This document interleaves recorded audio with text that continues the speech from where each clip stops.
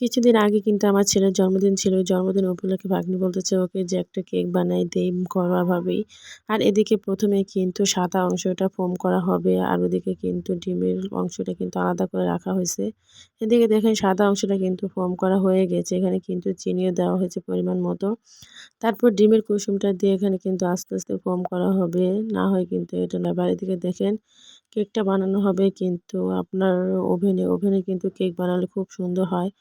উপর সাইড নিচ সাইড কিন্তু একই রকম হয়। এদিকে কিন্তু কেক বানানো কমপ্লিট হয়ে গেছে। আর এদিকে দেখেন আপনার ক্রিমটাও কিন্তু বিট করা হয়ে গেছে। আর এই তো ১ম এ কিন্তু কেকটা বানানোর জন্য রেডি করা হইতেছে। আর এদিকে দেখেন ১ম পার্ট কিন্তু ধাপে, ধাপে বানানো হবে। আর এদিকে কিন্তু সুগার সিরাপ দেওয়া হচ্ছে। সুগার সিরাপ দিয়ে তারপর কিন্তু ক্রিমগুলো দিয়ে দিব। আসলে কেউ বাজে মন্তব্য করবেন না। যেহেতু ঘরোয়াভাবে বানাতে হইতেছে অত সুন্দরও হবে না। আর যেহেতু প্রফেশনাল না এমনি ইচ্ছে করে বানাইতেছে। আর এটা কিন্তু বানানো শিখতেছে কেক অত ভালো হবে না। তাও কিন্তু মোটামুটি অনেক সুন্দর হয়েছে মাশাআল্লাহ। আর এই তো দেখেন ১ম এটা কিন্তু বানানো শেষ হয়ে গেছে। তারপর কিন্তু ২য় মোল্ডটা বানানো হবে।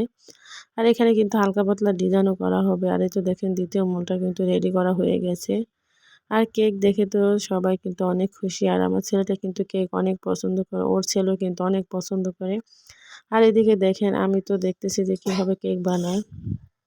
২য় মোল্ডটা কিন্তু কমপ্লিট হয়ে গেছে। আর এদিকে দেখেন পুরা কেকটাই কিন্তু কমপ্লিট হয়ে গেছে। এখন ফ্রিজে রাখার পর তারপর কিন্তু ডিজাইন করা হবে। আর এই তো দেখেন ০.৫ ঘন্টার পর কিন্তু ফ্রিজ থেকে বের করে এখন ডিজাইন করা হইতেছে। আর ও কিন্তু অত প্রফেশনাল না। ও যেটা পারে সেটাই দিয়ে কিন্তু এই ডিজাইনটা করা হবে। আর এদিকে দেখেন তার নামও লেখা হইছে। Happy birthday Omar Faruk. আর এই তো দেখেন কেক কাটার জন্য রেডি। ২ মামা মিলে কিন্তু কেকটা কেটেছে। আর এই কেকটা খেতে কিন্তু খুবই মজা হয়েছে। ঘরোয়াভাবে এরকম কেক বানালে কিন্তু খুবই খেতে মজা হয়।